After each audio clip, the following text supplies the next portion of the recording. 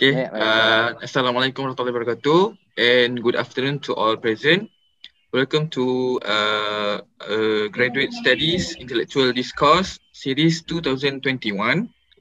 Okay, at today's talk session will be delivered by Dr. Muhammad Murshid bin Arshad, Senior Lecturer of the Faculty of Educational Studies UPM. Okay, without further ado, I invited Dr. Muhammad Murshid Arshad. Welcome, Doctor. Yeah, thank you so much. Okay, Bismillahirrahmanirrahim. Assalamualaikum warahmatullahi ta'ala wabarakatuh, and very good afternoon. Alhamdulillahirabbil alamin, wassalatu wassalamu ala asyrafil anbiya wal mursalin wa ala alihi washabihi ajma'in bi rahmatika ya arhamar rahimin. So thank you so much, Mr. Haikal, for the initiative, and also the Faculty of Education Studies, especially the Graduate Office, to initiate this session. I think this intellectual discourse maybe will it seems like one of the medium that we can share the knowledge, disseminate the information. So congratulations to all the postgraduate students here, and also my colleagues, all right, in the faculty and all the academias in the session. So how are you today? So thank you, Doctor. Alhamdulillah. So can we do the exercise in the afternoon? Okay, get rid about your kids saying that why mama talk in front of the laptop. So want to see that? Okay, I will say that how are you today? Everyone said great. All right, I want to show your hand here like this. All right, who are going to appreciate? Only you can appreciate yourself. All right, so I'm again ask you about how are you? So everyone said great. Okay, all right, inshallah, semangat. Okay, I want to see your voice. All right, Malaysia, I can see your voice. So now I want to see your voice. All right. Okay. How are you today? Great. All right. Clap your hand. Great. Dah macam kursus motivasi UPSR Darjah 6 lah kan? Betul. Or MLM business, course Anak Berjaya hebat ni. Hati tenang je, tenang ya. Alright, so you need to happy, you need to enjoy yourself, right? Without that, because the learning process, you must be enjoy, you must be happy. So I hope that you are happy in the session. So inshallah, this session will be discussed about what actually discuss related with how do we write qualitative research proposal. I know that majority of the postgraduate student, even though the academia also, we will think which is the best way on how do we write the proposal, especially in qualitative research. Maybe we will be exposed a lot of things while we attending the research method class. By right, maybe the research method class, for example, for 14 weeks, maybe they are not to focus and touch down related with qualitative. At the same time, you learn many things, right? So maybe it's not covered yet about how do we write the qualitative research proposal. So inshallah, we will discuss it in this session. So I hope that all of you, I'm okay and really happy and really appreciate if you can switch on your camera if you're happy, because of course the qualitative person, their interaction is more likely that they are looking from the verbal and non-verbal reaction. So if you have time and maybe you have the ability to switch on your camera, so please do it. So I'm very happy. And the rules is simple during the session. I'm not deliver this like a lecture. If you have any question, if you have any inquiries, please feel free to ask me. Alright? Vivakan saya sebelum anda divivakan, insyaAllah. Kan? Jadi, vivakan dulu, no problem. If you have any question, please. Alright? You can interrupt me, no problem. Because we seems like a discussion. Okay? So, before we go further, we start the session with Al-Fatihah. So, may Allah SWT and God bless us. So, apa yang kita niatkan ni, semoga Allah memudahkan, insyaAllah. Al-Fatihah. A'udzubillah minasyaitanir rajim. Bismillahirrahmanirrahim.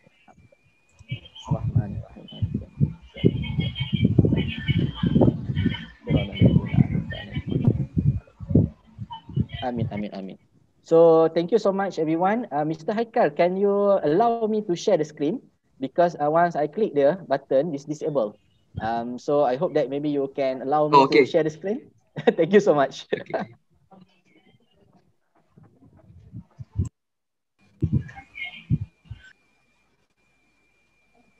Okay, Doctor. Boleh. Dah boleh share. Alhamdulillah. Thank you so much, Mr. Haikal. So, ladies and gentlemen, alright. So, just spend your time to hear about this and try to digest. And of course, if you have any inquiries, you can discuss and share to all of us in this session. All right. So this is about the how do we write qualitative research proposal. And just a little bit about myself. So I would like to introduce myself. I'm Mushid Arshad from Faculty of Educational Studies, UPM. So before I joined UPM, I was in private because my first degree in HR, Human Resource Development. Right. So my last position in the private was section head for training and development. And then I started my career as academia when I joined UPM back in 2008, right, as a tutor at that time. So I did my master's in extension education, focusing on youth development. Right, my study was in exploring the meaning of mak rempit. Makna menjadi mak rempit. Mak rempit meaning that it's an illegal races. That's my master's studies. So I did phenomenological research. And after that, Alhamdulillah, I did my PhD after that. I have a 3 years period doing the teaching at the time to help the department. And I pursued my PhD. Alhamdulillah, I did it in 3 years for my PhD in 2016. So my PhD still in the same field, extension education in youth development. But right, the angle of the research is different. Before this, I was looking on the youth at risk behavior. So, but for my PhD, I changed it to positive youth development. I'm studying about the youth leadership mentoring. So, doing case study. To be exact, I'm doing a case study, cross case analysis. Okay, multiple case study, cross case analysis. This is my approach, my method that I use for my PhD. So now I'm served to the department and the faculty. At the same time, I'm also the research associate at IPSAS, Institute for Social Research. And this is my email. If you have any oracles, materials, please, you can email it to me. I really appreciate that because I learn many things from students. So if you have anything, you can share it to me.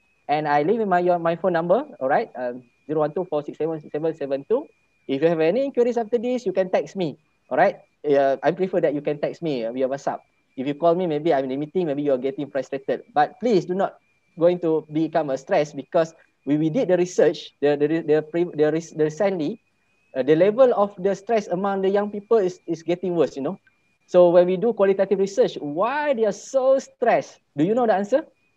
Because they're stressed because of while they are uploading the picture in the Facebook, they don't have like, they become stressed.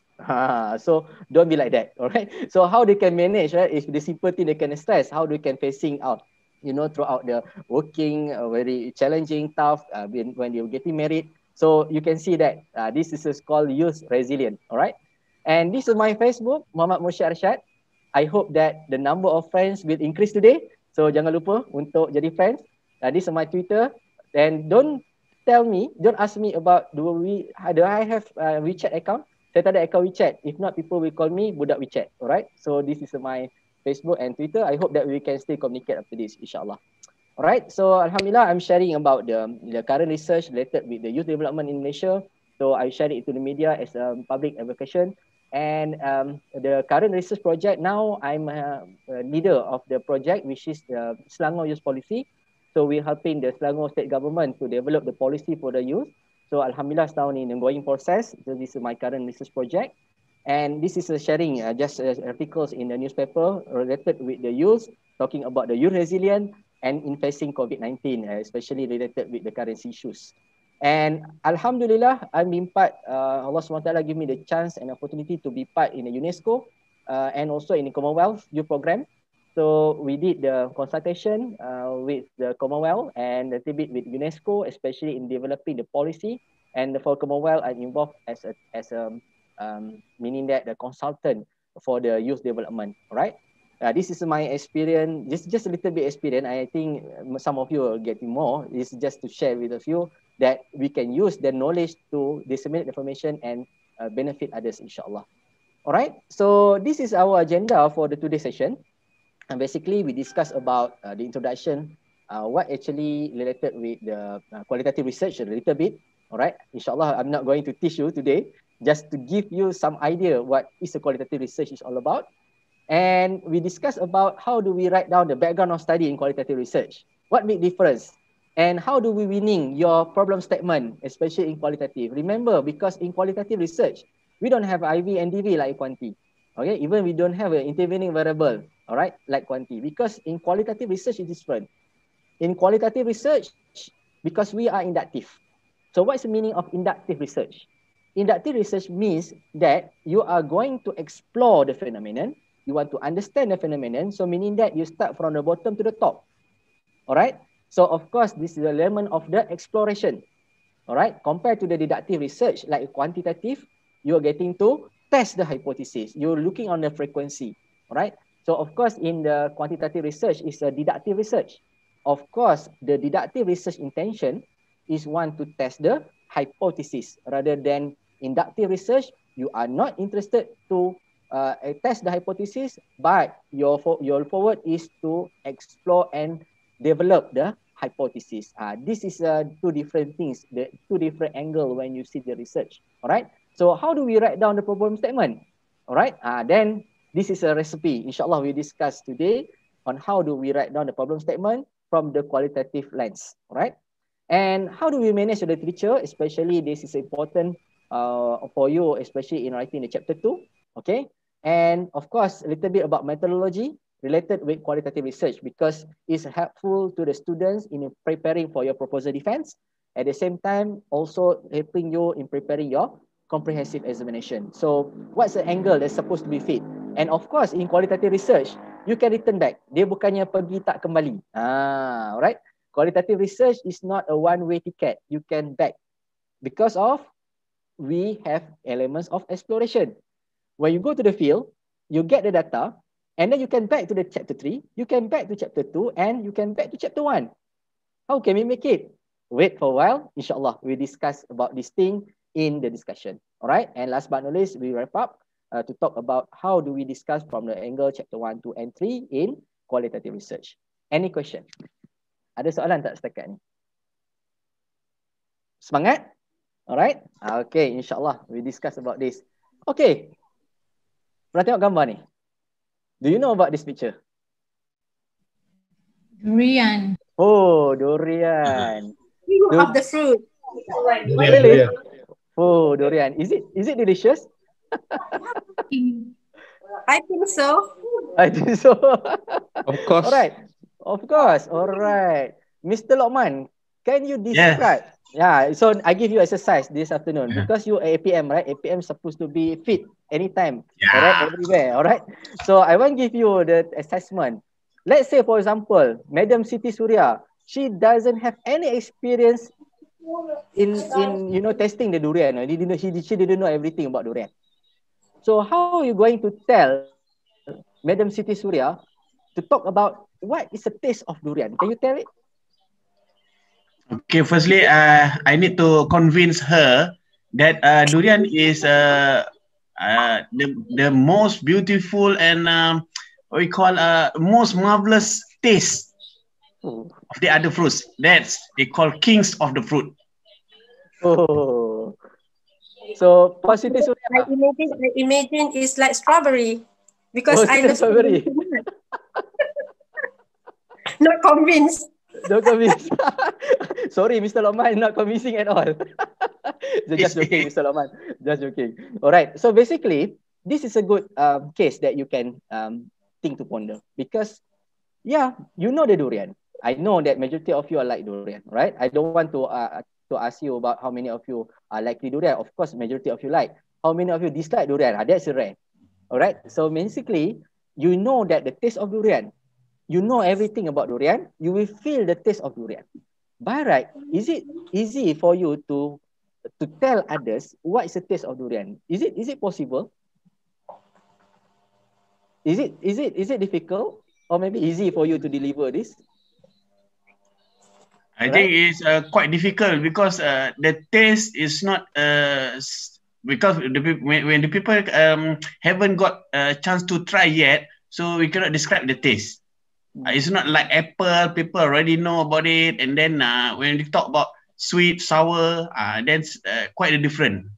Yeah, thank you so much, Mr. Lokman, for the good observation.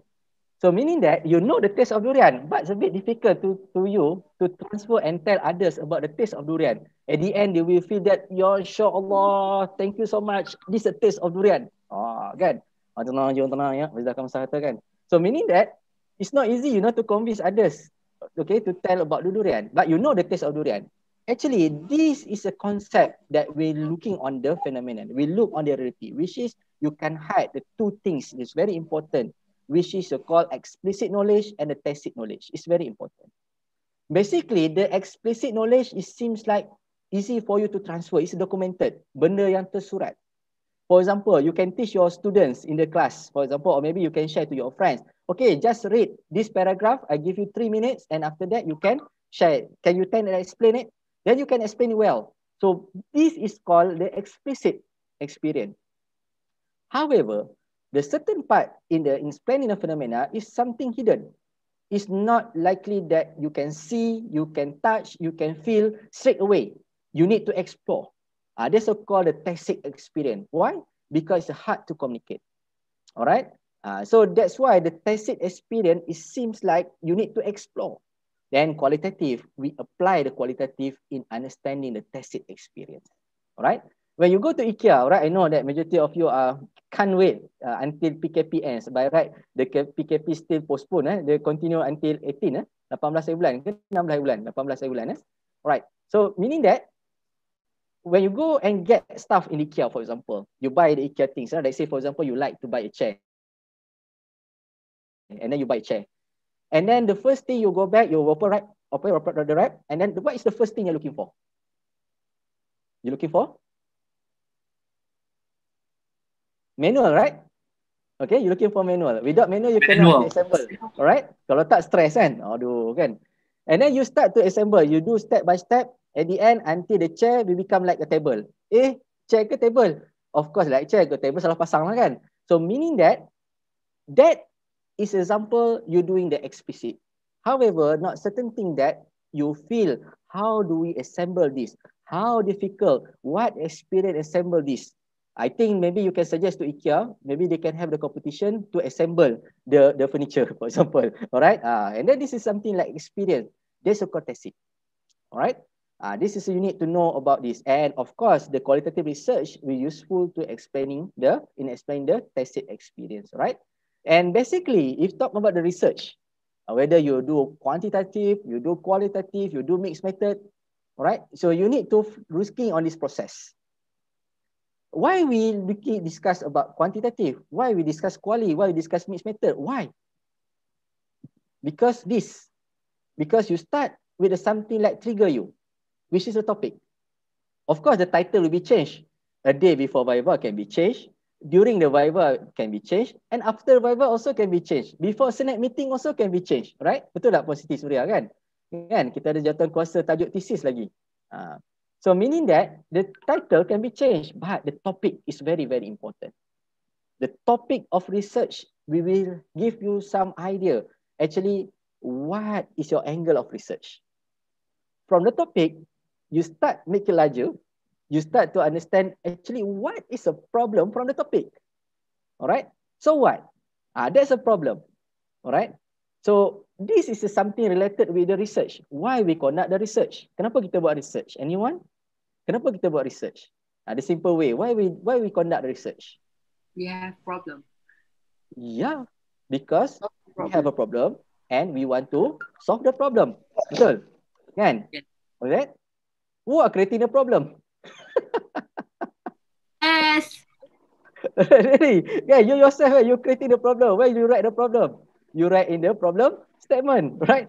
But majority of students, they have problem to write the statement. Yes. Okay. When you submit to the supervisor, your supervisor also found difficulties and problem to find the problem. 9 muka surat untuk problem statement. Oh my God. Okay. So meaning that the problem... Terasa. Oh, tak adalah. Saya ni just share pengalaman saja. Okay. Mohon maaf lah kalau terasa. Okay. So, this is reality, right? Because the problem itself, we define actually what you're supposed to use. What is method that you want to solve the problem? Because you are creating a problem. Yalah, you all cari problem. Siapa suruh buat master's PhD? Baik duduk rumah, tengok Raja Lawak sambil tengok sepatu Renew yang dah habis tu kan. Contoh kan. Meaning that you found a problem and you going to solve the problem. That's the nature of research. And this is something trigger you. How do we solve the problem? Meaning that, is it our problem can be solved from the perspective of looking from the frequency? Meaning that you don't need the quantitative research. Even you don't need qualitative. Maybe because of the problem needed to some sort of exploration. We need to understand the phenomena, then we apply qualitative research. All right. It's related with number 3, get the data, meaning that you want to find the solution, the step, the method to solve the problem that you highlighted. All right. This is simple research. Or maybe you need both. You need the perspective that you need to see the frequency and why it's happened. All right. So you need both perspective. So who are going to decide quantitative, qualitative, or mixed method? Is it your supervisor? Alright. Yes. Supervisor, you decide. Dah shut tu. Alright. I still remember during the Viva. So what is the role of supervisor? I have experience while attending the Viva for my student, PhD and master student. I'm just laughing. And then at the end of Viva, my student said, why you are laughing? So kan dia nak masam kan? Of course laughing because supervisor can't say anything. You can't say anything. So the students will define it. So this is your research. Alright. So you will discuss with your supervisor, and from the discussion with your supervisor, you know that which suitable relevant data that you related to later. Alright. So this is a sample on how do we relate research. And of course, we analyze the data. And after that, you write up and you publish or disseminate. Whether you publish or cherish or publish or perish. Kan nak cherish ke nak perish? PhD, we talk about PhD. Oh my God, PhD is a permanent head damage. Oh my God, right? Actually, you can change the term. Maybe if you're looking that your journey is a lonely journey, because a PhD is a journey. So when talk about a journey, satu benda yang diuruskan, you need to manage it. Bukan satu perkara yang untuk dirunsingkan. Alright, so you feel that you can manage it. So you can feel that it's a colorful journey. So it's not a PhD damage anymore. It's a called permanent head development. Inshallah. I don't want you to get GOT. Oh my God, GOT. Oh my God, you become stressed. I want to give you the ideas that I pray for you that all of you are become LGBT. Oh my God, LGBT apa benda ni kan? Lulus graduate before time, insyaAllah. Alright, so you need to enjoy your journey, insyaAllah. Okay, this is about the process. So, is it yourself after your Viva? Selama menunggu Viva kan? Sampai macam ni kan? Tak, insyaAllah. It's okay. This is just a picture, right? So, meaning that the technology, alright, you can hide the technology. So everyone have a smartphone, even your kids also, they are doing the PDPR in the home. So they're still using the smartphone and gadget, alright? So this is a nature daily life. So meaning that you want to explore this. That is the nature why we qualitative discuss from the phenomena to clarify the situation, alright? So from the study, from our qualitative study, we want to clarify the situation. Alright, and of course, you want to see that any intervention that related with this, is it the intervention or process is helpful? Is it effective? So you can discuss it, you can explore it from the qualitative perspective, even though you can look from the fresh ways. Alright, so the qualitative allowing you to look on the fresh ways. So that's why as a qualitative researcher, your location of the data collection is there, meaning that in the field. You're not being here, you're being there. Tak percaya? Okay, please jot down in your paper HERE here. Alright, HERE. So you're here. But right, if you put T, so what is the X? Let's talk about there. Alright. So meaning that as a qualitative researcher, you're supposed to be there. Alright. So you put T here to get there. What is a T? It's a triangulation. It's a tactical, tara, terbaik, terdalam. Check dictionary Melayu dengan Inggeris. Apa perkataan yang mula dengan huruf T? Alright. So meaning that you can allow, okay, from the qualitative research is allowing the researcher to look from the fresh ways from the perspective.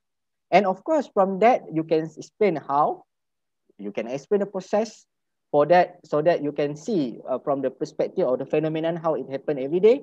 And you can use a qualitative research. Of course, you can build up the theory if your research is interested to explaining the phenomenon. So, of course, what is the meaning of theory? Theory is explanation of the phenomenon. So, you can use the qualitative research to build up the theory. All right. So, for example, you drive away from your home, for example, and then you see the cows, okay, they are enjoying eating the grass at the side of the road, for example. And then suddenly you can see the cows is run away and climb up the tree. Oh my God, the cows is climb up the tree. And you start to saying and thinking yourself, meaning that it's ontological perspective that I want to know why the cows climb out the tree. Right? So in this part, you start to do some observation. Oh, are you going to develop the instrument the questionnaire? For example, you give the cows to fill in? Of course not, right? You start to explore. You start to do some observation. You start to interview for those who are taking care of the cows. Maybe you start to find the evidence. What type of the food, a meal that cows having every day. So that you start to combine all this evidence, all these findings, all right? And by right, you can come up with your own explanation. Okay? Teori lembu pajak pokok. Suhaya Yaakob 2021. For example. So this is something like related with the how we use qualitative to build our theory. And of course, the qualitative, you can build out the hypothesis. Remember, we are not going to test the hypothesis, but we are developing the hypothesis. Later on in chapter 5, from the findings, we can recommend, okay, in your writing, so that maybe the future research will test this finding, or maybe the future research will more explore about these findings, for example. All right. So remember, in qualitative research, we are not generalized from the population like a quantity. All right. By right, we are generalized from one setting to another. So remember, right? So this is the nature of qualitative research. All right. So that's why we don't have a lot of the participant like a quantity. All right. Because the quantity believe that dia must be representing the population. So that's why the sample must be representing the population. So that's why they generalize from the population. Compared to qualitative, we're not going to generalize from the population. By right, we generalize from one setting to another. What mean that? For example, I'm studying in the, I'm studying about the process of idle thinking skill happen in the classroom in Kedah. All right. By right, I want to explore what happened in Johor. I can use the finding from Kedah to explore about Johor. It can be. Because that Johor, Kedah, Terengganu, Borneo, Iran, for example, is just a context of research. So what's your case? What's your phenomena of study? It's a higher thinking skill process. So that's called generalizing from one setting to another. Even though you can find the same thing, or maybe you can get more happen related with this. That's why we are not generalizing from the population. Any question about this? Ada soalan? Ada soalan setakat ni?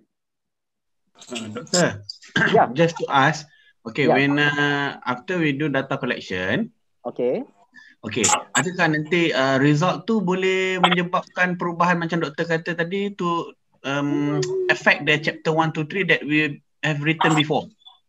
Then bagaimana cara kita nak mengolah balik chapter 1 to 3 tu to suit dengan result yang kita dapat? Alright, thank you so much, Mr. Lokman. I think it's a good question. And of course, you have your plan of study at the beginning. You know about, actually from the problem, you derive the purpose of study, and from the purpose of study, you have your research question, right? So from the research question, you are going to answer the research question. And of course, you do a lot of effort, you do a lot of technique, and do the sum regulation to find actually what is the findings that can answer the research question. Then you can find it. Then you can start to develop the teams and you're addressing the research question. So meaning that you've done it. Okay. And of course, when during the process, when during your exploration, you found the new things. For example, maybe you use the qualitative research as something that for you to explore. And maybe this certain phenomena, they have not, I think the little research done. All right. They had little research done. So maybe they have a theory, but it's a limited number of theory to discuss about the phenomenon. But that's your study. You want to explore it. For example, let's say I want to study about the success factor for the, meaning that the success elements as a postgraduate student. So I want to explore how postgraduate student success. All right. By right, I have a limited number of literature. Maybe one or two, tak banyak, contoh lah kan. And I found this theory. By right, this theory said that the success of the postgraduate because of the commitment and discipline, for example. You use that theory, okay, of course it's literature, you use the theory in helping you as a guidance, all right? You are not restricted with the theory like quantity. By right, you use the theory, the model or literature as a guidance. And you start to construct your interview protocol, or maybe you need for the observation. Of course, it's helping you developing and constructing the observation protocol, for example. Then you go to the field. By right, during your exploration, you found that, yes, they have a commitment, they have discipline. It's a very, very important thing. But you got the new findings, which is you must have a good relationship with your supervisor. Right? Of course, you need to have a good relationship with your supervisor, right? It seems like a marital engagement. Ibarat hubungan perkahwinan lah antara student dengan supervisor. Tapi bukan kahwin betul bukan kahwin betul. Okay, this is not real. Dia kahwin ni seperti kalau kahwin betul tu rezeki supervisor namanya. Right? So menunjukkan bahawa this is a very important thing finding. But this finding is not discussed yet in the previous theory. Oh my God, how can I manage this? Do I need to reject this hypothesis? No. Because we are qualitative researcher, we start to explore. And of course, this is a good thing for you to do some triangulation. And maybe you can try to find literature review can explain the new findings that you have. All right. If you found that the new findings, if you found the literature can explain the new findings, you can discuss it. You can discuss it in the discussion. And please do not forget, you can back to chapter 2 and improve that to chapter 2. You can edit that kind of discussion, all right, in chapter 2. This is a qualitative nature, all right. By right, if you try your best, you try your heart, when you are diving in the 7 sea in the world, you climb up the mountain, the 7 mountain, dah katam dah 7 hari mencintai ku dua, tak dapat juga teori tu, all right. So how do we do this? This is called serendipity data, okay, serendipity data. And some would use the incidental findings, something like emergent. That's his contribution to the body of knowledge. All right, you can prove it in your findings, then you can discuss it, okay, in chapter 4, and you can recommend in chapter 5, so that the future research, future studies can test the new finding, or maybe can explore further about your new findings. That's a contribution to the body of knowledge. That is a fantastic of qualitative research. I hope that my explanation will answer your question, Mr. Lokman. Yes, Doctor, right. Because we found that the beautiful of qualitative because it's not cramping our our initiative to develop because our goals is to explore compared to quantitative to get the result only. All right, inshallah.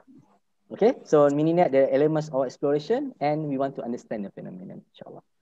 Okay, this is nature. So now you know about the nature of quality. It seems like the analogy like this.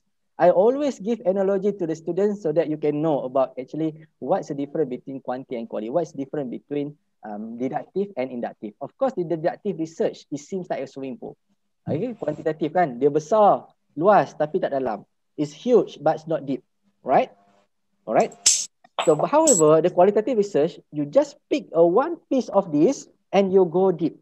This is called a well, like a perigi. Itu beza dia di antara perigi dengan swimming pool. Alright, so after this, when you see swimming pool, when you see a well, please remember me. I already changed your thing of mind today. Right, ingat saya, kenangku dalam doamu, insyaAllah. Ini Dr. Mursyid cakap ni, beza antara quantity and quality. So that you can enjoy and know about the nature of research from the perspective deductive and inductive. That's why we need to complement to each other. That's why research, kita ni complement to each other. Tak semua benda diukur boleh dikira dan tak semua benda dikira boleh diukur. Not everything counted count and not everything counted can be count. So meaning that they complement to each other. So please jangan argue. Kan, positivist, okay, go ahead. Constructivist, go ahead. Because we complement to each other. At the end, we need. At the end, we can explain actually what is the phenomenon is all about. We need complement to each other. Ada benda yang kuanti boleh pergi, kuanti boleh pergi, kuali tak boleh pergi. Tapi ada setempat kuali boleh pergi, kuanti tak boleh pergi. So you need to appreciate, okay, this both of the perspective. Alright. So when you see inductive research, this seems like Mr. Lokman question. Alright. Dia bukannya pergi tak kembali. Okay, it's not one way ticket. Alright. So meaning that you can still back, even though you done your data collection, you done do data analysis, by right you feel that the findings is not mutually exclusive, for example. Alright, it's not explaining well the phenomenon, or maybe not addressing your research question. So you can go back to your data collection stage. You can do some follow-up interview, or maybe follow-up data collection. Even though you can back to the literature, alright, because in qualitative research you can use the literature as a theory triangulation. It can be. Alright, because they have 4 types of the triangulation in qualitative. So one of that is a theory triangulation. Even though you can do like this that I mentioned to you before. So this is inductive nature. Okay. Okay, doctor. Okay. Just want to ask before you go a little bit further. When we go back to problem statement, is there any limited number or suggestion number we have to come out in our proposal Because normally when students propose, they think it is a problem, but when we go deeper, it's like, do you really understand this is a problem? Is that really a problem? So actually we want to explain or explore, or maybe what to say, to put the things that it is really actually the problem. How we want to define, or how we want to know that is really problem. All Thank right, you. this is a good question, Madam Siti Surya. How do we Thank you. define a problem? Basically, the problem is asking, so what? What's a problem? So maybe to what extent that we want to define a problem, you can look from the three angles of the perspective. First, you can look from the gap perspective itself. All right. So the gap we can divide from the three angles. You can see from the three views. First, the gap can be defined from the practice. All right, meaning that the practice gap. All right. So from the practice gap, we'll give you some meaning that the reason is exploration. Why do we need this research? For example, you know that actually it's supposed to be like this. This is a reality. All right. Maybe from the literature, maybe from the past research, maybe from I think from the theory. In explaining this, you need to have this, and this, for example. However, according Siti Surya studies on this in 2017, found that the level of this is just level like this and just implement this. So this is showing that we need the research in terms of the practice. All right, so number one. Number two, you can define your gap from the perspective of research. It seems like jigsaw puzzle, you know, right? So let's say, for example, you want to study about higher thinking skill process. They have a certain research. Maybe you can cite the research. They just look, yeah, of course, they look on the higher thinking skill perspective. By right, they just look on the perspective of teachers. They have a past research related with higher thinking skill. By right, they're just looking on the students' perspective only. And maybe they have past research related with the equipment, the environment in the school, for example. However, there are limited number of research studying about the interaction between teachers and students in implementing hard thinking skill. That is something that trigger for you to study this, because based on past research, they have limited number of this. This is showing the gap. Even though you can look from perspective of the methodology, for example. Okay, let's say for example, they have past research related with this, but more on the quantitative perspective, just to look on the frequency, the level, and the relationship, for example. By right, there are limited number of research to study why it's happened, how it happened, for example. Then we need a qualitative research. It can be. All right. Yang itu penting. That's why we need to explain this in your writing, especially in problem. All right. Inshallah, after this, I will share it. This is something that, but majority of students, they simply say that they have limited number of research without telling that what research has been done. Yeah. They interestingly, they have no research has done. Oh, saya tak pasti. Memang tak baca habis ke? I'm not sure. Right? Right. Kadang-kadang this is tips. This is a tips. Certain student ask me, Doctor, I found difficulties to find the article. These simple things. Don't so stress. Okay? You just go to Google and try to find the keyword. What is the similarities? I think a lot of things you can do. The thesaurus, for example, they have lots of software you can do the searching based on the keyword, right? Don't search from the title, search from the keyword. All right. And even though this is tips, don't tell others, all right. You can go to Google Scholar for do the first screening. Then please, you use the Google Scholar by UK. You go to search Google Scholar UK. You log into Google UK and you do the search from there. They can see the difference between the number of the glossary compared dengan Malaysia Google Scholar. I think this is tips. Saya kadang-kadang buat macam tu je kan. Jadi banyak. And then for further detail, then we read. Alright, we read. Sebab tu Rasulullah kata iqra' kan. Allah turunkan wahyu tu iqra', so baca. Meaning that is something like for you to read. Just want to ask a little bit more. So the gap, normally we explain it from during the introduction and before we go for problem statement, right? So do we need explain in chapter 2? Okay, that's a good question. That's a good question, Puan Surya. Let me finish about the last one is the theoretical gap. All right. So the theoretical gap, basically, how do you discuss this from the perspective of the past research? Because let's say, for example, you want to study about C. All right. and you try to find about C. When you read it, you find the theory A, but the theory A just explaining a little bit about C. All right, for example, and you try to find it.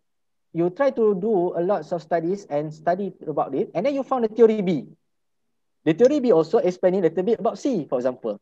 However, the theory A and theory B is two different theory because theory A explaining the phenomena A, theory B explaining the phenomena B.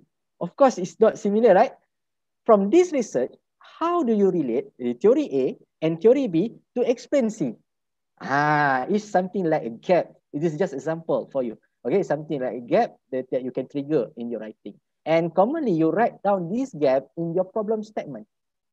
All right, you write down in the problem statement. Inshallah, I will explain to you because this is a secret while you're writing your problem statement in qualitative research because we don't have IV and DV like quanti. Of course, you can use the IV DV in your problem statement. You can discuss it, all right, because you're doing quantitative research. From that, you can see the gap. However, in qualitative research, we don't have that. Even though we have done predetermined, right? We not do some predetermined variable. All right, this is a qualitative research. So you start to develop the problem to explore the phenomenon based on the gap you have. Right, this is very important because this is showing your novelty of your research. Okay, all right. This is an example that I hope that I addressing the question by Madam Siti Surya. And of course, in chapter 2, you extend the discussion. In chapter 2, you extend the discussion. Of course, the theory A will be there. And of course, the theory B will be there. All right. They can become a main subtopic in chapter 2. Even though at the end of the chapter 2, you can come up with a theoretical framework. How do you relate this theory and that theory in explaining the research, meaning that explaining your exploration? It can be. All right. This is idea on how you manage chapter 1 and 2. Inshallah, I will go further after this with this. I think it's a good question. Okay. All right. So this is a general overview about research. All right. Dah pukul 12.43 dah, cepat masa. Baru buka 5. Oh, it's okay, it's okay, it's okay. Even though faculty give me 1 hour to make it, tak apa, kalau lajak sikit boleh. Alright, just sharing the ilmu, insyaAllah, sharing the knowledge. Basically, this is a chapter. Of course, the chapter 1 is discussed about introduction. Chapter 2 is literature review. Chapter 3 is a methodology. Chapter 4 is a result and discussion. And chapter 5 is summary, conclusion, implication, and recommendation. And you can see that the chapter 1, actually, they are responsible to chapter 5. Because whatever you address in chapter 1, you will make a conclusion, you will make a summary in chapter 5. Alright, macam kita buat rumusan lah, mengikat dia kan. So in chapter 5. How about chapter 2 and chapter 4? Of course, chapter 2 and chapter 4, they have the relation because, of course, you have the literature and by right, you can discuss your finding from the literature. Alright, remember you are not to reject the hypothesis, by right, you discuss this. Alright, and how about the chapter 3? The methodology covers all because the methodology is very important to cover the perspective. Okay. They will discuss and expanding about the process in conducting the research. That's in chapter 3. This is called audit trail in chapter 3. Okay, audit trail in your research because you need to explain whatever you do and support with the literature by the qualitative research. This is my experience while reading the draft and even though during a viva, right? When I read the chapter 3, it seems like I buy a new qualitative book because you just discuss from perspective of Creswell, Merriam, Saldanha, that's it. You leave it to the reader to understand and digest about the process. It's not like that. You need to explain. Let's say, for example, sampling. How do you conduct the sampling? You need to explain everything, right? Okay, the process of sampling, then support your discussion, your explanation with the literature from the qualitative perspective, explaining about sampling. That is the nature of chapter 3. It's not just you pick it, Saldanha, Creswell, is it, and leave it to the reader to read. No. All right. So this is a strategy in writing your chapter 3. All right. So basically, this is a general one. Okay. It depends on your discussion with your supervisor. It depends on the nature of the department because they are, of course, there's different things about the nature and the meaning that you can discuss further with your supervisor. But right, this is a general, general guideline. Basically, chapter 1 is a direction. You can start with background of study. All right. So the background of study, from the background of study, you highlighted that what is actually the issue. And you discuss the problem here in the problem statement. All right. So from the problem statement, you can develop the purpose of study. This is called your objective of research. Of course, in quantitative research, you can use the objective. By right, the right terminology you use in qualitative research is called a purpose of study. Or it can be a purpose statement. It depends. Why? Because in qualitative research, we are not addressing the objective. We are going to address the research question. It's different because you are not going to test hypothesis. That's why in quantitative research, we have the general objective and specific objective. All right, because you want to test it. However, in quantitative research, we don't have the general and specific because we come out like a purpose statement. From that, we derive the research question. All right. So from the problem statement itself, it seems like a parent. Okay, the gocoh kat situ. Who is the kids? The research question. So at the end of research, you are going to address the research question. Right. This is the nature of qualitative research. You can refer to Saldana. Sorry, you can refer to Bloomberg and Vogt. You can refer to Merriam and Tisdale. It's stated clearly about the purpose of study. Okay, instead of objective. Right. Even though maybe your supervisor said that, why not we looking on the objective because the commonly in the department practicing objective? No problem. But right, you come out like a statement. It's not like the general and specific objective. At the end, you want to address the research question. Okay. And from that, you start to discuss what is the significance of study. So remember, in the significance of study, it's highly advisable to discuss two perspectives. First is a significance of study to the theory, number one. And second one, what is the significance of study to the practice? Majority of students, based on my experience, where I read the significance of study, all the students are tendency to write the significance of study from the practice. Oh, sangat meriah. But right, a bit difficult to find what actually the contribution to the theory. So because for those who are doing PhD, it's a very important thing. You're highlighting this. This is something like the contribution to the body of knowledge. What is a novelty? You discuss about a problem, you discuss about the purpose of study, and actually what is a novelty? You discuss in this. Okay, the significance of study from the theory and practice, right? And of course, after that, you can discuss from the perspective and scope and limitation of study. So the tips is the scope is focusing is under your control. Okay, in simple word, right? The scope of study is under your control. I want to study about A and B. I want to explore about A and B. How about C, D, and E? These are not my research. So meaning that you say that this is my scope of study. All right. And what is a limitation? Limitation is out of control. So meaning that maybe you need to have the follow engagement with informant. Okay, you need to develop relationship, you need to develop rapport, or maybe you need to do a lot of the observation, which takes time. There's a limitation. All right, it's something like it's out of your control. Maybe due to COVID-19, for example, you may not do some observation in the classroom.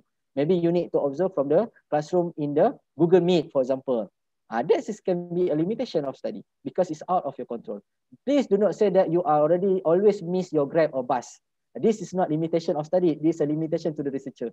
Okay, itu limitasi pengkaji namanya, bukan limitasi kajian. Okay, you need to adjust with this.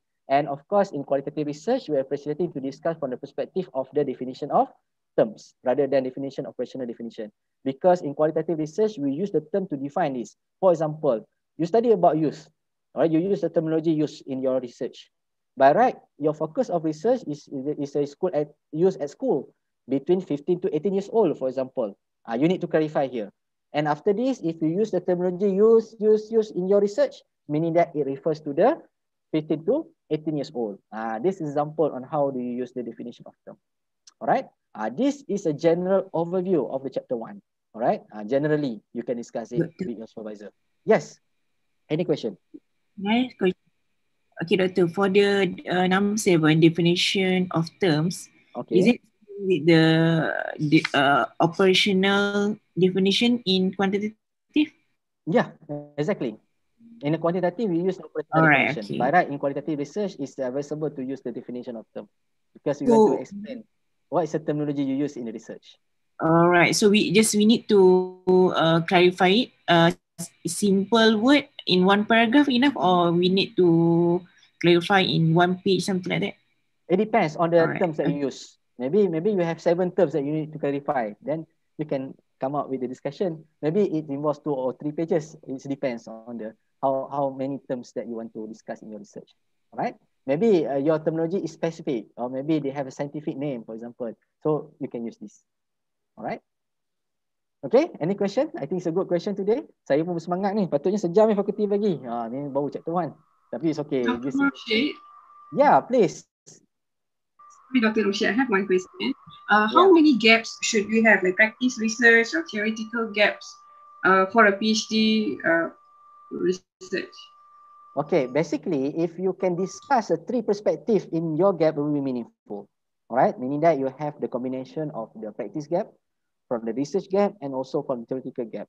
So meaning that you have the strong justification why do we need this research, and showing that that is a problem of research. It's back to the Siti Surya Salim's question before this. All right. Okay, so this is the nature of this, and all right, you can get it from the Crashwell and Poe 2018.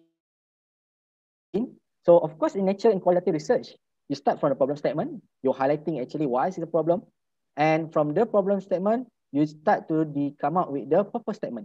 All right, actually, what's your purpose? It seems like your major objective of your study, and from the purpose statement, you derive the research questions. So remember, they have a connectivity between research question and the problem statement. These are tips, because my experience in Viva, where I read the research question, by right, I didn't find what actually the gap or problem happened here in the problem statement. Dia tak berkait. That's a problem. How can you derive the research question without discussing the problem in the problem statement?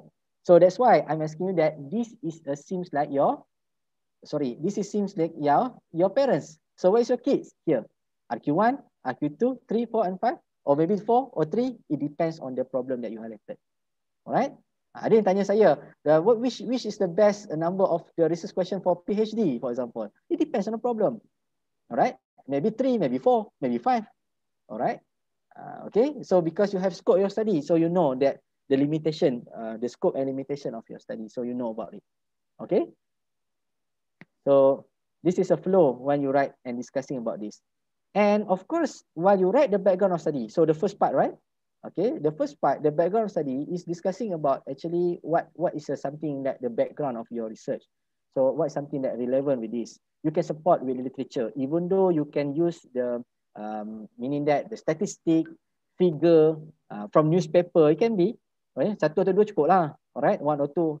So meaning that you need to choose which the accountable newspaper. Let's say Berita Harian, for example, to show the issue, alright? So please do not get it from Bulan, Siakat Keli, Amran Fan, Piuris, itu bukan, itu lain. Yang ni yang betul-betul ni, yang mutabar ni. Alright, so meaning that you get it. So to show that there is issue, you can be, alright, 1, 2, janganlah banyak kan. To show that you can use the statistic report, you can use.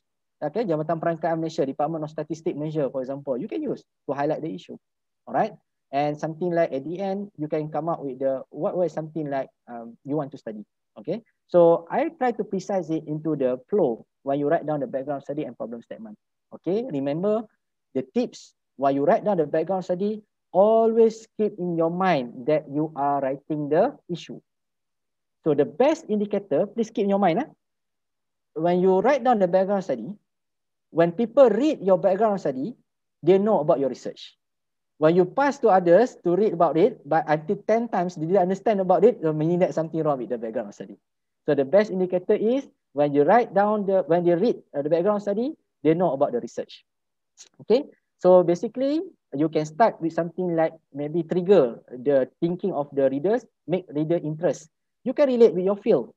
Okay, you can start with the general one and slowly move to the specific one. Okay, meaning that your intention of research. In between that, you can embed it with the statistic, report, past research. All right. And of course, in the background of study, you need to discuss from the perspective of the current perspective of research. You talk about the turnover intention. All right. By right, your discussion in the background of study always cite from 2000, 1998, 2005. Ladies and gentlemen, the needs of the turnover intention in 2021 or 2020 is different with 1980s or 1990s or 2000. It's different. You can have that previous literature, but you need to embed it and discuss together with the current research, meaning less than 5 years, to show that, oh, this is the issue. All right, there's a tips. And please, while you write down the background of study, before you end the background of study, you need to touch down the topic about your topic of research. Jangan biar dia tergantung. It seems like aeroplane, you take off from the airport. Now, you are in 35,000 of the feet at the sky, for example. And you leave it, the reader hanging at the sky. Dia macam lagu Hakim Rusli, tergantung sepi. Tak tahu mana, nak buat research apa. you need to say the destination. You need to how to we lay down. Okay, the soft landing of that. You need to have that. Barulah taklah jadi lembah kesepian kan. Lembah kesepian pun lagu accuracy juga. Saya peminat accuracy, artis yang tak ada kontroversi. Kan, for example. So meaning that you need to have that kind of discussion. So how long the background study? It can be any page. Okay, it can be achieved at 7, 8. Depends, because of course the background study the nature is you explaining about your research, right? You highlighting the issue. So from the issue you're highlighting that blah blah blah blah blah. So what?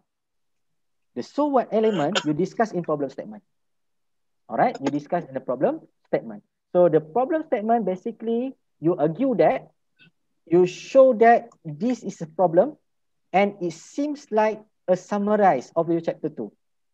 Because you discuss about theory A, you discuss about theory B, all right? And from that gap, from the perspective of the practice, theory, and the research, you can turn it from the gap to become a purpose. All right? So from the purpose, you can derive the research question. That's a strategy on how to make the problem statement. So how we're going to do? Macam mana nak buat? This is a tips, right? So basically, you can start to narrow down your problem statement, because now the problem statement you highlighting your issues, your problem. You can divide by the 4 steps. All right. First is the context, significant, gap, and the purpose. The structure of your problem statement like a cone ice cream. Okay, like a cone ice cream, ice cream cone, kan? Okay, from the general statement to become a specific statement. You can divide by the 4 contexts of discussion, which is context, significant, gap, and purpose. So basically, what is the context? Context is showing that what is your dimension of the problem. Basically, you can make a discussion from the last part in your background study to become a first part in problem statement, and you discuss it to show that this is a dimension of problem. Support with the literature, all right, to show that this is a dimension of problem that you want to study. All right, how long it is? 1 paragraph. Then you move to the second paragraph. What is the significance of research? It's not significant of study. What is the significance of problem? All right. So maybe, let's say you want to study about hierarchical scale, for example, right? In the Finland. So what type of the hierarchical scale process happened? You can cite it. In the UK, what happened? In the Japan, what happened? So how about Malaysia? So you can start with it. So people say, oh, this is significant things that we can see this as a problem. All right. How long it is? 1 paragraph, for example. All right. Then you move to the third paragraph. Now you discuss about the gap. All right. Okay. So the gap is talking about what we know and what we don't know. All right. Jangan buat don't know. Itu lain. Kenapa tak buat? Tak tahu. Nantikan. Jangan macam tu. Nanti apa datang buat PhD? Tak ada, saja-saja. Kan? Saja aku ke ataupun aku saja-saja? Check balik. Alright. So the gap you can discuss from the 3 perspectives I mentioned to you. You can discuss from the practice gap, research gap, and theoretical gap. Alright. So how long it is? Maybe 1 paragraph, or maybe you can expand it. Maybe 2 paragraphs. It's okay. Alright. And last but not least, the purpose, meaning that the last paragraph.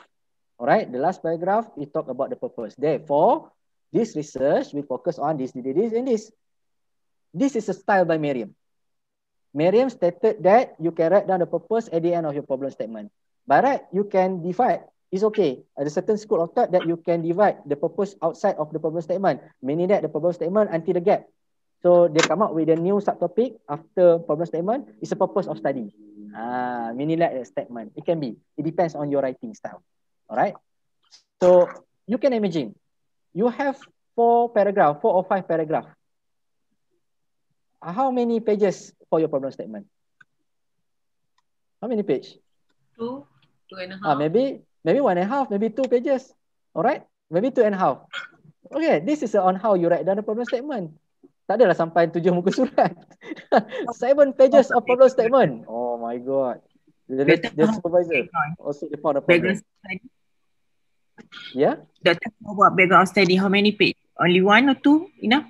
Background study is depends. As I mentioned to you, maybe you need a long discussion. Maybe you want to explain about, tell the readers about your research. Maybe it can achieve to 7, 8 pages. It can be. Even though certain writers, they come up with a subtopic under the background study. It's okay. but the problem statement must be SMS. What is a SMS? It's smart, meaningful and significant. Siapa cakap pemula Dr. Mursyid lah. Senang nak faham. Saya bagi mudah lah kan. SMS. Okay. SMS kita panjang tak kan? Tapi dia short, simple and sweet. Sebab tu kita nak discuss dalam problem statement tu. To highlightkan problem.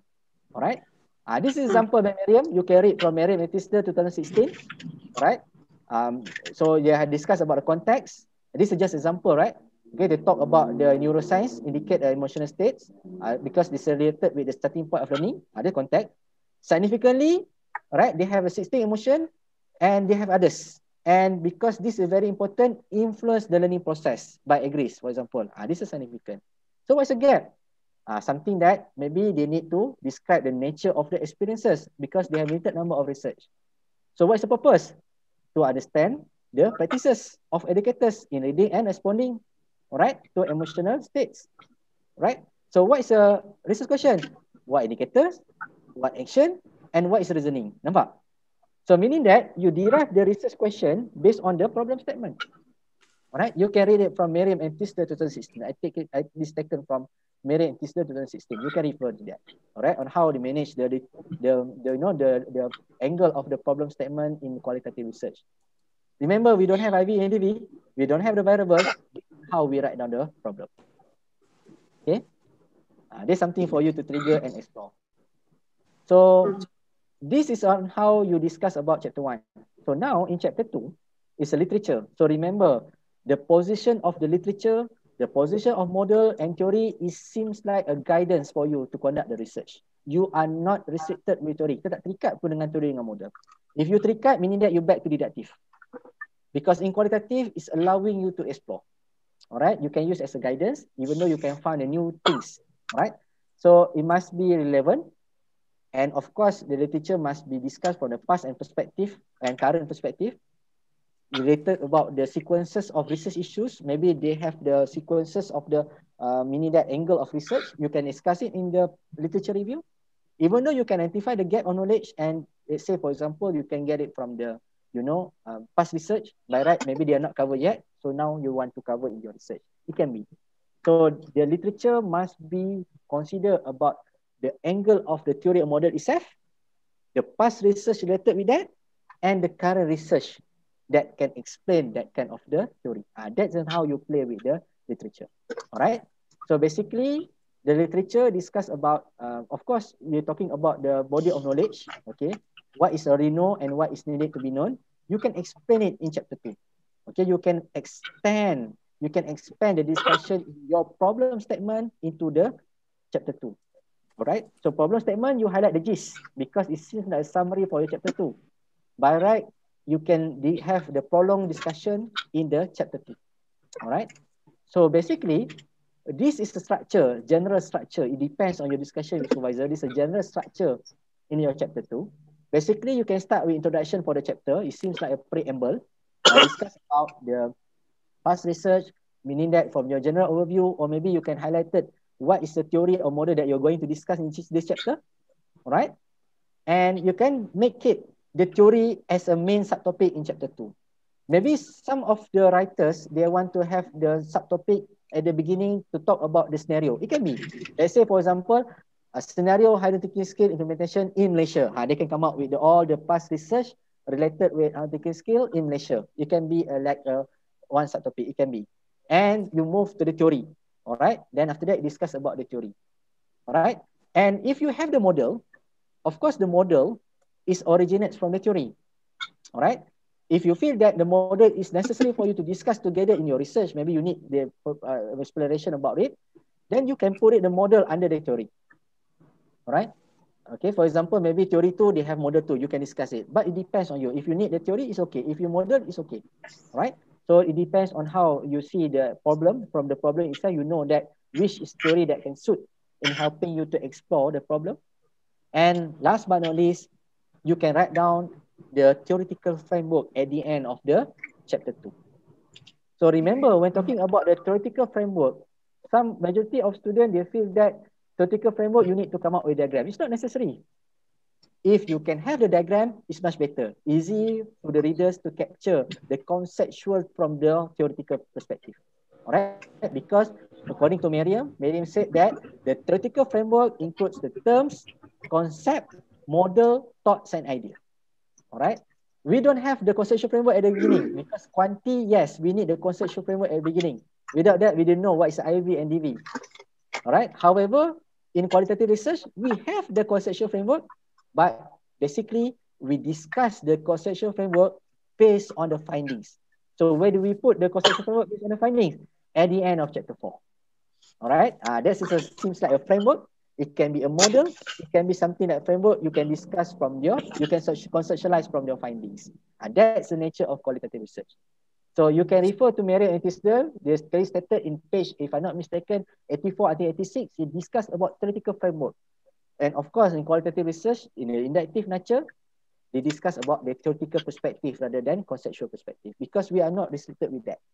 Okay, kita tak terikat pun dengan dia. Tapi kita gunakan dia sebagai guidance. We use the theoretical framework as a guidance. Right.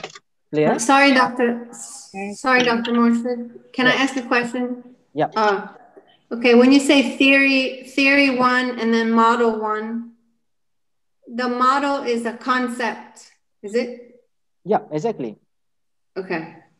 Meaning that in explaining further about the theory, maybe you need the model to be discussed together in your research.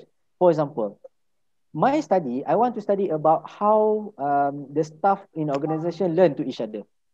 Of course, the theory, you can use the theory, for example, because the idea of social entity by Bandura, I think it's a popular theory in the educational studies. Right? Pakar dia, Puan Siti Suria pun ada kat sini. Okay, meaning that you learn from whatever you see, you imitate it, you do it, and you assess. Alright? Then, this is the nature of the theory. Hello, ada soalan ke? Alright. So, meaning that, from that particular things, you start to, maybe you want to look on the angle perspective of how the staff learn to each other in the organization. So you need a model, which is called communities of practice. However, the model communities of practice by Leif Ewanger originates from the theory social learning theory by Bandura. You can see the connectivity of this. Then if you need this discussion, you can put it in chapter 2. Alright? Doctor, okay. I question. Yeah. So, for the theoretical framework in qualitative, that's not necessary. We find what main theory, for example, because I understand before, you need to find like main theory. Because so now we can say that in theoretical framework, we can include actual models, concepts, and everything in the theoretical framework, right? Yeah, meaning that you know why do you choose that theory, why do you choose the model, what is the purpose of this, you discuss in theoretical framework. We're not just to close the eyes and just pick up the theory and model. Not. Because we choose the theory, we choose the model because of our purpose, want to solve the problem. And how do you relate this? You can discuss in theoretical framework. Right? Okay. So even though they have a certain research that qualitative research is just only one theory, it's okay. Maybe you want to explore about the certain specific phenomena. You just rely on one theory. No problem. Ada soalan ke? Hello, any question? Oh, I think dia tak off kan? Tak apa, it's okay. You can hear me? Clear? Alright. So basically, I want to skip it. I think you know about it. Okay. So basically, this is chapter 3. Okay, this is chapter 3. Basically, chapter 3 is discussing about, maybe you can start with the introduction. This is a general guideline for you in writing your chapter 3. So what's the difference between whatever you've done after you done your research, or before you're collecting your research, maybe you're in the proposal stage, maybe the wording. You can explain your plan. All right, you can write down your plan in your proposal. All right, so you can maintain that kind of the symbol of the I think can you help me to switch on the microphone? If not, I did yeah. Siapa yang tak tolong Hello, anyone? Yeah. Okay. Tak tolong untuk mute. Kalau Amin ada, tak tolong. Okay, so basically, we start from the introduction of the chapter 3. Okay, we can discuss about preamble discussion. It's called introduction in chapter 3. And you can start with the argument. Maybe you can discuss from the perspective of the... Hello? Alright. Maybe you can discuss from the perspective of the in the research. Maybe you can discuss from the perspective of the positivism and constructivism. You can generally discuss. How do you relate this? All right. And basically, you can start to discuss from the perspective of ontology, epistemology, and methodology. Then that's why you need the qualitative research and explaining your research. Okay, this is something like the methodology for you in helping you to address. Actually, sorry, doctor, it's not clear. There are some background noise. We can't hear you well. Yeah, I think I need your help because I'm not admin. Maybe admin can do. Haikal kena tolong mute. Haikal, please. Lagi semua keluar Keropok lekor 3, dia tarik 2 semua keluar kan. Okay. Shall I continue? Boleh?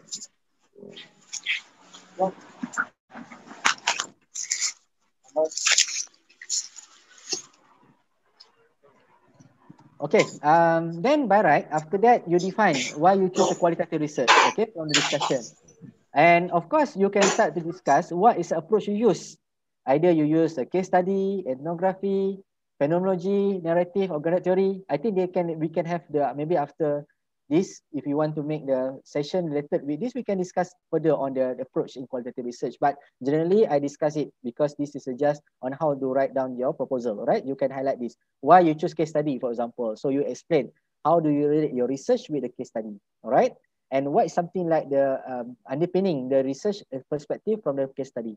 For example, if you using phenomenology, then why phenomenology? Then you explain it. And of course, phenomenology, they have the two transcendental and hermeneutic. So which one do you use? Then you can define here. And after that, you can define what is a method that you use in collecting the data. So you can write down in your notes that they have 4 types of the main data collection strategy in qualitative research. First is interview. All right, first interview. Second one is an observation. The third one is a document analysis. And last but not least is audio visual material. It's a new data collection technique in qualitative research. If you read the very past literature or past book related with the qualitative, they never discuss about this because they start to appreciate how do we analyze data from Facebook, Twitter, YouTube, so on and so forth. Right? So please wait a while. I want to plug in my plug because they are showing that the indicator that my battery is low. So wait for a while. Sekejap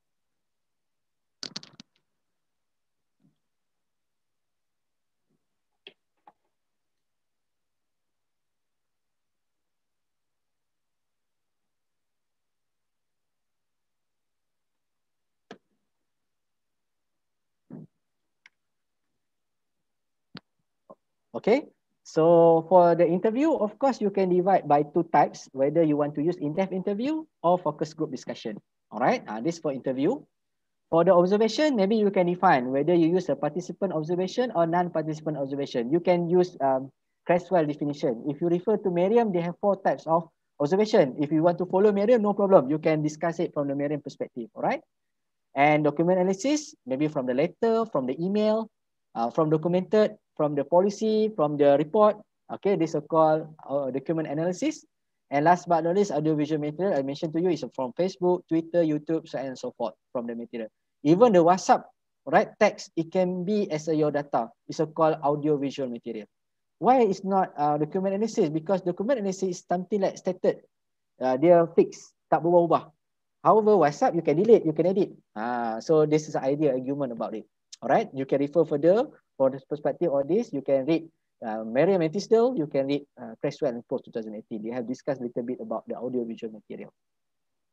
Okay, right. And basically, you can divide by the 3 main points, which is before data collection, during data collection, and last but not least, after data collection is related with the data analysis. You can divide by 3 main themes.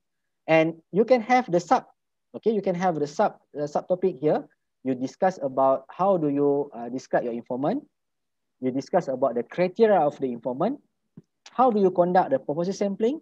All right. And of course, under the purpose sampling, they have types of the purpose sampling.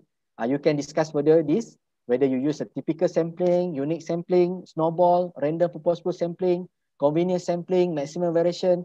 But all these things still under the same umbrella. This is called a purposive sampling. You can discuss further of this. And it's not mutually exclusive. If you use the sampling, let's say, for example, you have a typical, unique, and snowball, you can discuss 3D things, okay, because the technique, the strategy, yet you get the sample, okay, in your research, okay, and you explain why this number of studies needed this number of the participant. Of course, in proposal stage, you never mention that I think that this research will get only 10 informant. So we don't know, 10, maybe more, maybe less. So what's the best thing you can write down is, you write down that they reach until saturation point. All right. You can refer to all the qualitative scholars saying the same thing. Okay. You can refer on it. So what's your plan? Maybe until saturation, we don't know the exact number. By right, if you read the thesis, they have done the research. Of course, they stated that because they have done the research. That's why you can back to the chapter 3. You can improve your chapter 3 after you get the data. All right. Even though you plan for the in-depth interview, by right, when you go to the field, you need to conduct in-depth interview and have GD, for example. And then you can back to chapter 3 and improve your writing in chapter 3. That's why the qualitative research, you can back to the chapter 3. All right. Okay, during the field, you can explain it. How do you conduct the pilot study and actual study? All right. You can explain it. What is the interview protocol you use? Whether it's meaning that structured, semi-structured, or non-structured. Of course, it's highly advisable for you to use the semi-structured interview protocol, because allowing you to do the probing, okay? And how do you arrange the interview? How do you do the probing? All right. What is the audit trail? Okay, you need to explain it. The audit trail strategy, you discuss it in your writing. So remember the audit trail, dalam bahasa Melayu panggil jejak audit. Orang Johor kata audit trail. Alright. So meaning that you discuss about the process. You need to explain everything. Right. This is called audit trail. And you record all the activities. All right. Let's say the date, time, location. You can be like in table. This is called audit trail. Okay. Pendek kata panjang tak kata apa-apa. Pendek kata, if you pick it this point, then you can discuss it. This seems like you do the filing, ISO, right? You want to pick this, and then this is evidence. This is called audit trail. Okay. And of course, you can discuss about the ethics. Okay, while conducting the quality research, okay, how do you get approval? Okay, anonymity, confidentiality, so on and so forth. And after the data collection, you can discuss about the data analysis process. How do you explain and manage your data? How do you conduct the transcription? How do you do the interview analysis? And of course, you can explain the team development. All right, how do you develop the teams? Maybe you can discuss from the how do you develop the codes. So how do you develop the codes? You explain here. How do you make the categories? You can explain here. And how do you develop the teams? So everything you can report here. All right. And how do you use the others findings, for example, from the field note? Okay, the meaning that the point that you get it from the observation, you jot down in the field note, for example. Then how do you use that? All right. And it's talked about the how do you manage the teams. You need to explain how do you develop the teams. It's a popular question during the Viva because you are not written well in your writing. If you write down here, insyaAllah, they have no problem with the Viva. Tapi kalau tak explain, yang tu yang akan ditanya oleh examiner. Alright, so the process, you can discuss from the process of the COCAT. It's not cacat, it's a COCAT, code, category, and teams. And even though you can see that this is the idea of the code, category, and teams, you can refer to Creswell and Poles, meaning that you have the list of codes here. From the codes, you narrow down to have the category. And from the category, you develop the teams. And the teams will be addressing the research question. All right. Okay. This is a strategy. Inshallah, maybe we have the session on how we conduct the analysis. Inshallah, we will further discuss about this. All right. Because it takes time to discuss about data analysis in qualitative research. They have strategy, technique. Even though they have the different technique in analysis, which is thematic analysis, constant comparative, content analysis. Inshallah, if we have time to discuss about this, we can discuss further. Right. And basically, at the end of chapter 3, you can discuss about trustworthiness. Okay, so what is a trustworthiness? It's about validity and reliability in qualitative research. Commonly, in quantitative, they use validity and reliability term. However, in qualitative research, it's called trustworthiness. All right. So it's embedded with audit trail, member checks, also member check. So meaning that you back to your informant and do some verification. Okay. You just not to send them the transcript, but right, you send them the transcript and the codes that you have been developed in the open coding process. Later on, inshallah, if we have time, we will discuss about the open coding process. Maybe they have next session. And how do you conduct the peer examination, meaning that your committee members, if you've done your PhD, maybe your colleagues, your team members, your researchers, team members, and maybe you can discuss from the perspective of triangulation. All right, they have a data triangulation, observation triangulation, method triangulation, and theory triangulation. You can use that to show that this is a trustworthiness. And last but not least, how do you bias avoidance? How do you barricading yourself? Meaning that, let's say, for example, you are teaching as a teacher, you have teaching experience 25 years.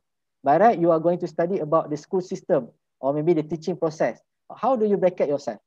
Meaning that you are not wearing the teacher's mini attire, but you're wearing the researcher's attire. So how do you avoid the bias? This is a strategy you can discuss here. All right. So basically, in quanti, we call internal validity dengan external validity. So in qualitative research, internal validity we call credibility. So meaning that whatever we get, we report. We never do the massage to the data. Meaning that we're reporting from the data we have. What is the meaning of transferability? Transferability meaning that, let's say for example, you do the research, in this part, you can use the finding, you can explore to another situation or maybe another place, for example. This is called transferability, kebolehpindahan. All right, this is called internal and external. If people ask you, is it they have the internal and external validity in qualitative? Yes, we have. The answer is credibility and transferability. All right. How about the strategy to ensure the validity? As mentioned to you, you can use a triangulation. You can ensure that you do member check to avoid the bias. You can have the peer reviewer. All right. Even though you can appoint the external audit, maybe you can appoint the expert from outside. All right. Maybe you can discuss supervisor saying that, okay, you need to have the expert validation. Then you can invite them. All right. To see your findings, because all these things will help you to avoid the bias. All right. And how about the reliability? Okay, in quantitative research, we have a reliability. So how about qualitative research? We have. It's called consistency. So meaning that if people repeat your research, they also can find the same thing. This seems like that. All right. So how do we ensure the reliability? Basically, we can use the investigator position. You share the code list among coders. Even though you can share it to your committee members, you call peer examination to see the code itself. Even though you can appoint, meaning that the expert, you call peer debriefing. Okay, some of the book use the analytic triangulation. They use the term analytic triangulation in representing the peer debriefing. And you can use the audit trail as an example, as an evidence to show that this is a reliable findings that you get. All right. This is the flow on how you use like that. All right. So it's a burning house, just a reader. There's a burning house. But right, in the house is a PhD advisor, your supervisor, and your laptop. You need to choose only one to save. Which one do you want to save? You want to save your PhD advisor or your laptop? Agak-agak nak samakan yang mana? Laptop ke PhD? PhD supervisor. Laptop, of course, Doctor. How many of you want to save the laptop? Raise up your hand.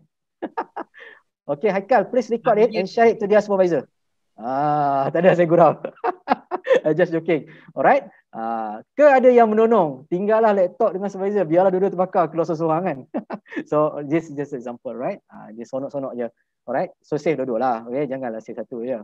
Alright. So remember in this process, okay, as mentioned to you, we discuss about the statement problem in developing research question. We discuss what is different between research objective and research question as mentioned to you. Alright. What is different between theoretical framework and conceptual framework?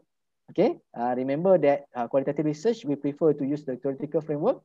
How about the conceptual framework? Basically, we can develop this when you get the data. We can conceptualize our findings later on. Okay. All right. So that's all my sharing. I open to the question. If you have any question. Doctor. Yeah. Please. Su dulu boleh? Okay. Silakan. Okay. Doktor, before we do the in-depth interview, Okay. We already have our protokol temu bual. Okay. That already approved by our SB. So Okay. during that session, during the in-depth interview session with our informant, how ada tak tips kita nak explore the hidden element of our informant, such as macam motivation? Okay, this is a good question, Puan Suhaya. Basically, you can use this strategy. Of course, you have the expert validation. You can use the peer reviewer, or maybe if needed, you can appoint outsiders to do some revision on your protocol. And basically, you can do the pilot. This is the best strategy. You can use a pilot study in qualitative research. So because the pilot intention is helping you, meaning that it's more on your preparation. Right. To be familiar with the question, and maybe you can try to ask the question based from your interview protocol whether the question is suitable and relevant or not. Maybe from your perspective, the question is good, but right, maybe from the participant perspective, maybe it's too meaning that very hard to understand. Yeah, very hard to understand. More meaning that complicated. A bit complicated. So that maybe you can choose the question. Maybe you can add some probing question. Okay, this is a good thing if you conduct the pilot. This is a benefits. Alright. Maksudnya the probing question tu is after we done the pilot pilot test. Basically the first interview we can use it as a pilot. Alright. And of course the participant must be meet the criteria. If you feel that the data is good and you feel that maybe you have opportunities to meet your informants again, if after you done your transcription, after you develop the open coding, you feel that it's unclear, you need to revisit your informant, then you can convert the findings from the pilot to become an actual. It can be.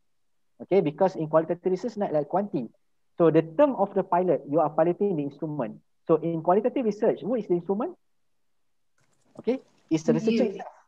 Alright, meaning that you are piloting yourself. It's more on your preparation.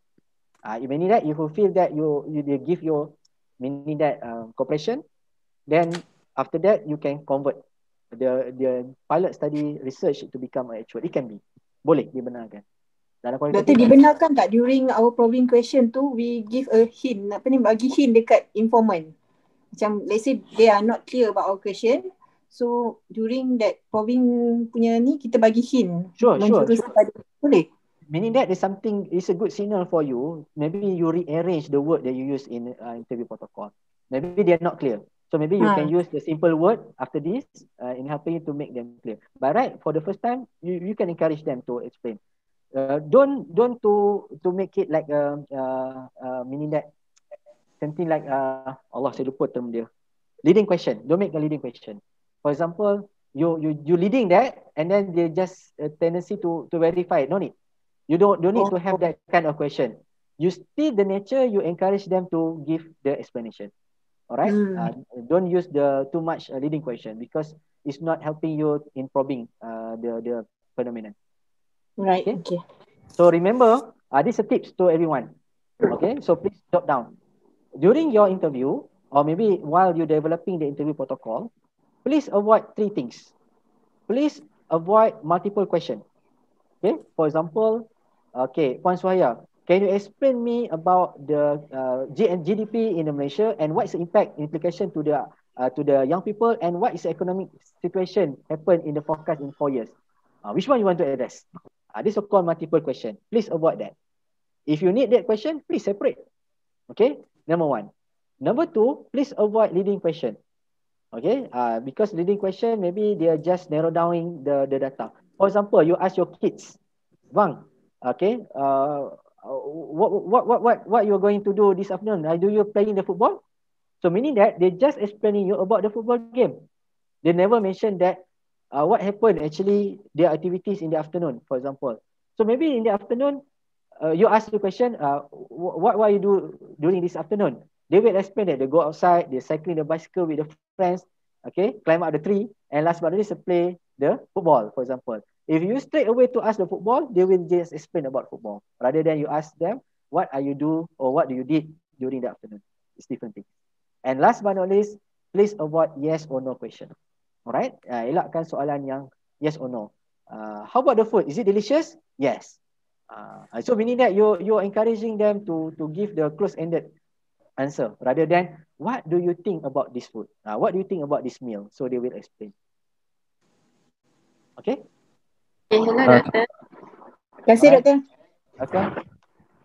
Okay, Doctor. Alright. Doctor, I have questions regarding about the types of case studies. Okay. This is related to the number one is I read according to the stakes. Okay, he states 3 types of case study includes it consists of intrinsic, instrumental, and collective. So collective, I understand it is a multiple case, but for intrinsic and instrument here, it stated that it's not focused to understand, but on a particular program or situation. And then for the second one is instrumental. Instrumental case here stated to redraw a generalization. Doctor, can you help me to understand the differences between these two? Okay. Intrinsic and instrumental. Okay, basically, intrinsic and instrumental from the stake perspective, discussing about this angle supposed to be fit for the case study. So meaning that in your research, you may not separate this because you needed this both of the perspective, intrinsic and instrument. So meaning that you just discuss and the idea of stake, you need to use all the possibilities, maybe from the context and the case itself to draw the picture about the reality. Because the case study is related with the bounded system in explaining the process, explaining the phenomenon generally, for example. So that's why intrinsic and instrumental happen in that time. So you can embed it, you can use the perspective in your exploration in the case study. That's the idea by stake. So no need to separate this. You are not too much critical to that. Oh, I want to use instrumental, I want to use intrinsic. No, you use both. All right. This is how you describe the case study itself. Okay, Doctor. How about the holistic and embedded? What is the differences of the holistic and embedded case studies? Wow, ini soalan memang betul-betul mendalam ni. Okay, ini sampai pukul 3 petang tak habis. Okay lah, to give you some very simple one. I think maybe we can have a session. Maybe you can suggest to faculty to have a session focusing on the case study. Even though I talked about the case study 3 hours to UiTM lecturers in September last year. 3 jam fokus pasal case study je. Generally, I can give you the embedded, okay, is talk about the specific one. Compared to the holistic, you need to have the element, the component, the outsiders component. This is a combination of instrumental and meaning that intrinsic, because you are consider all these things. This is called embedded. Alright, holistic is absolutely from the one context, but embedded you consider the surrounding. You consider the context and the case itself. That's embedded, the simple word. Okay, can we consider a phenomena, a study on a certain phenomena as an embedded case study? Okay, basically, we're talking about the phenomena. Of course, in qualitative research, we want to explore the phenomena, right? Please do not confuse with the phenomenology, with the case study. But right, this still under the same umbrella, qualitative research. So, of course, you are studying, you want to explore the phenomena. So, please look at this is the right things that for you to. Number 4, is it necessary or mandatory for qualitative study? We need to have theoretical framework or theory, something like that. And that's for question. Thank you, Doctor. Okay. Remember the question number 1 tadi? Apa simple word? Apa number 1 tadi? Issue from Twitter ataupun Facebook yang viral. Maksudnya benda tu one capture. Okay. Boleh? So we just take quote dia. Basically, the data is considered as audio-visual material, meaning that you capture from the Facebook, Twitter, and from the audio, meaning that from the internet base. It can be. All right. If you use NVivo, you can use NCapture. Later on, maybe we can discuss further to capture this information. Number 1. Number 2, what is the question?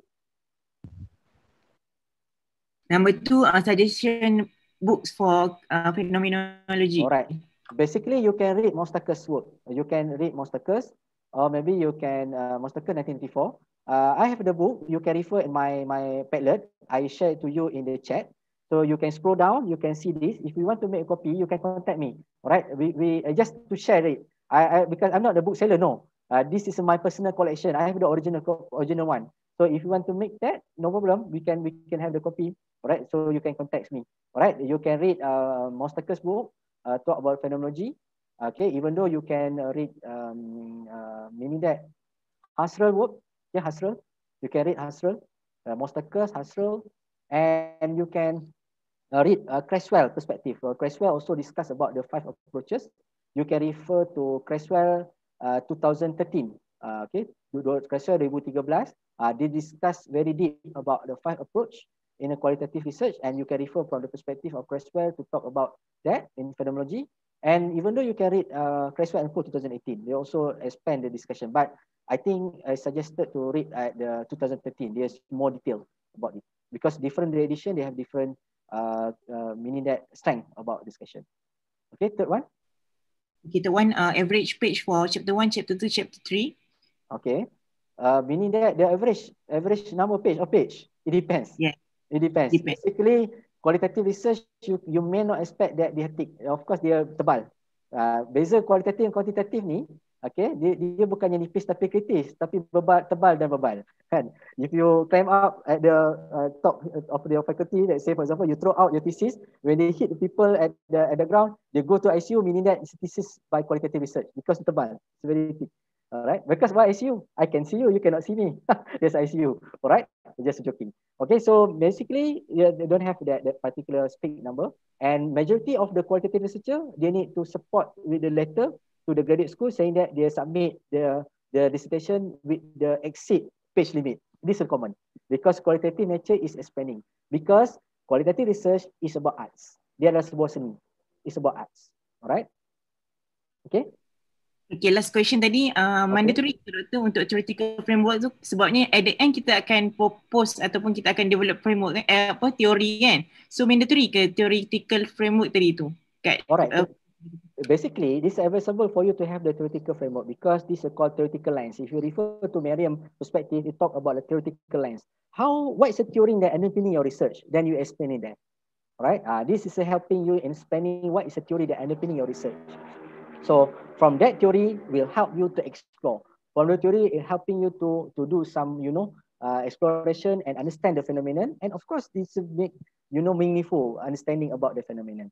That's why you need theory. We still need theory as a guidance. Alright, thank you so much, Doctor. Okay. So ladies and gentlemen, I shared the link Padlet in the chat. You can click the Padlet link. Let me share about this. Okay. I share in the screen. This is my Padlet link, and this is a material for today's. This is our journey, so you can use this as guidance. All right. This is my slide. You just click read only. Okay, read only. You can print. You can read as usual. No need to put the password. You can just click read only. All right. And this on the bottom is a books that may be related with the Halimatul Saadas question. Here, this is my personal collection. You can read it. If you want to make a copy, just let me know, right? This is just sharing. I'm not the book seller, no. This is my personal collection. I bought it in the original one, all right? Semua mahal, 300-400 buku. If you want to see that, you can refer to me, all right? So you can still contact with me, inshallah. Okay. So this is now in 1:40. Maybe last question. Assalamualaikum, Doctor. Salam. Sorry, Doctor. Because I've been reading Merriam and Tisdale book. On the page 144, they are mentioning about the observation. What are the different? Actually, in simple words, since it's already 1:45. So what will be the simple word? The differences between participant as observer and observer as participant. Okay, meaning in simple words. Okay, in simple word, you have 10 activities. You have 10 activities, meaning that you participate with 8 activities out of 10. So meaning that you have more tendency to do the participant observation. And in another case, you have a 10 activity, maybe you just participate only 2. The rest, the 8 activities, maybe you do some observation. That's the case another one. That's why, how do we define the Merriam perspective? That's why I mentioned to you, if you want to make a discussion with the Merriam perspective, okay, because Merriam come up with the 4 types of observation that I mentioned to you during the discussion. And if you refer to Creswell, the simple one, the top 2 is considered as a participant observation. The bottom 2 is considered non-participant observation. It's up to you when you write down and discuss in your chapter 3. Dr. Murshid, one last question. Is it okay? Oh, okay. Alright. Sebenarnya tak okay. Okay. Saya tahu sebab saya ada anak 3 orang, 4 orang nak uruskan makan sebab saya ada pukul 2 meeting. Tapi it's okay. For you, last question. Sorry, Doktor. Doktor, for example, right, saya belum dapat participant lagi. So, saya cari participant saya melalui internet. So, bila saya dapat daripada participant A tu, saya nak dia refer saya kepada youth sebab topik saya youth and adult. So, I nak buat dalam satu club or something. So, I dapat contact dia macam contoh coach dia and so on. From coach dia, dia akan kenalkan saya dengan participant saya yang saya nak lah, youth. So is that considered as snowball method? It can be. Tapi make sure you need to ensure that the informant that you choose through the snowball technique must meet the criteria. And this is very, very important. If not meet the criteria, you can appoint as a participant. You may not do that, right? It must be meet the criteria. If you okay, then you can proceed. This is called a snowball technique. Okay. Thank you, Doctor. Okay. All right. But still under purpose sampling, right? Yes. Okay. Okay. Thank you. So thank you so much, everyone. I'm so sorry because I have another meeting at 2.